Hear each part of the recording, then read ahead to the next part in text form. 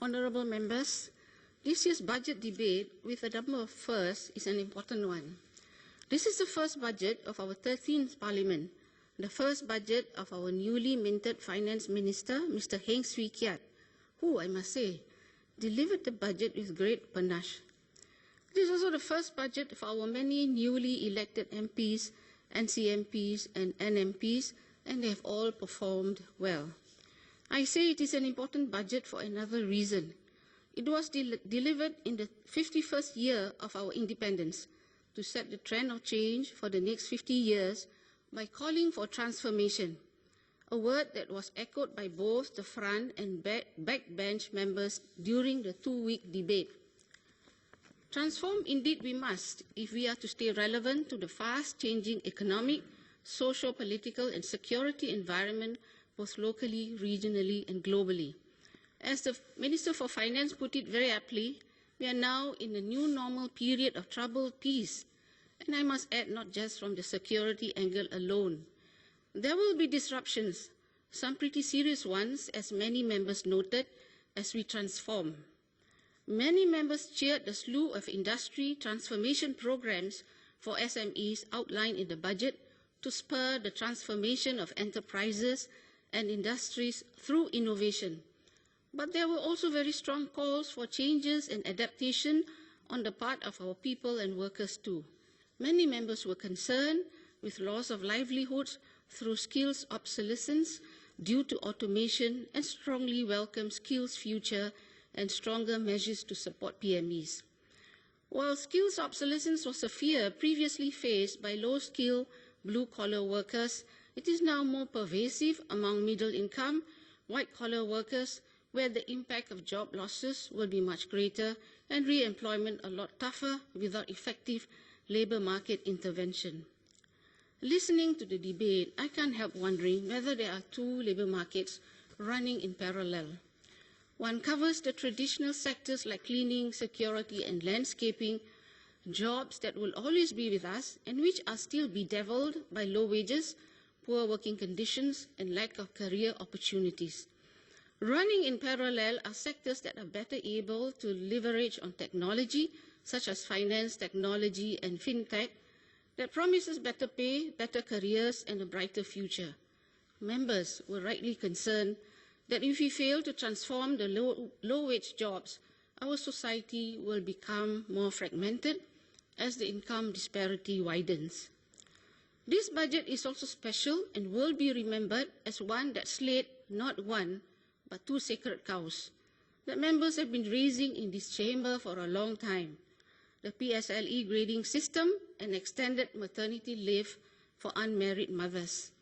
It reflects a transformational shift in policy aimed at placing children at the heart of what we do instead of focusing narrowly just on academic excellence or procreation.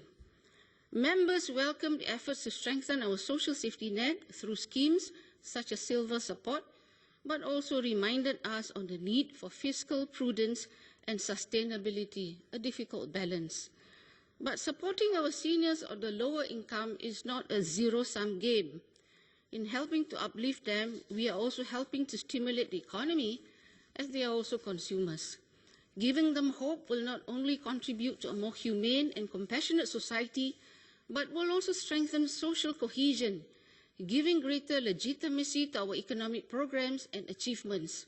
As a Business Times article said, keep looking up, the economy depends on it. I counted that in this budget, 22 new schemes were introduced, including TAC-CIP, HCP, GTD, EAE, IPREP, SSF, OSF, and many more. Can you remember at least 5 of them, honourable members? Or at least 5 of the existing schemes.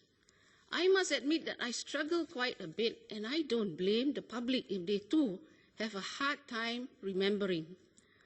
I want to thank all members for your support and cooperation in helping to bring this debate to a successful conclusion.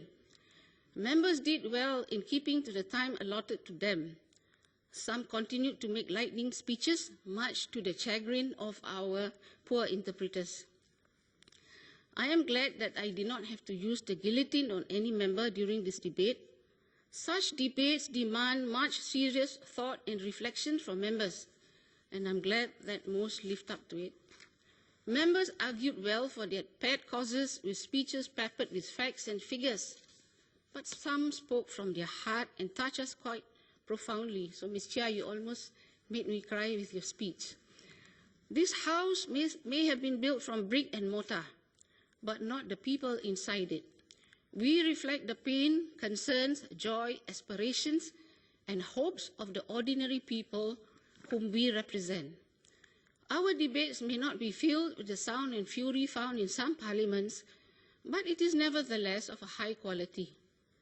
My only regret is that not many Singaporeans follow the debate, which is a rich source of information and provides good insights into our policies.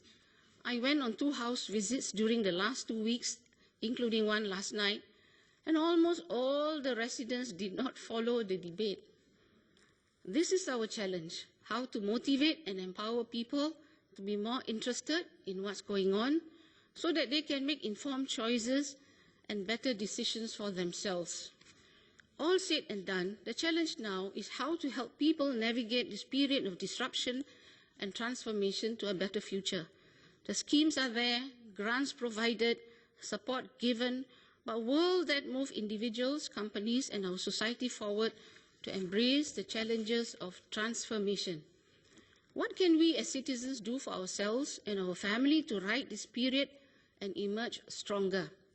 The government can only do so much. It can act as a catalyst, it can prod, nudge, persuade, and influence.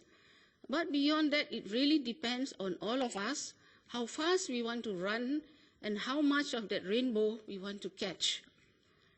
On that note, please allow me to thank the Leader of the House and the Whip and their respective deputies for their assistance in ensuring a smooth budget debate. I also wish to thank my 2 able deputies, Mr. Charles Chong and Mr. Lim Yao Chuan, for their support. Further, I wish to thank the Clerk of Parliament, her deputy and assistant clerks, reporters, interpreters, and the many staff working in the background for their commitment and diligence in carrying out their various duties. Finally, once again, I thank all members for your active participation in this debate. Now, honourable members, I think I should guillotine myself. Thank you very much.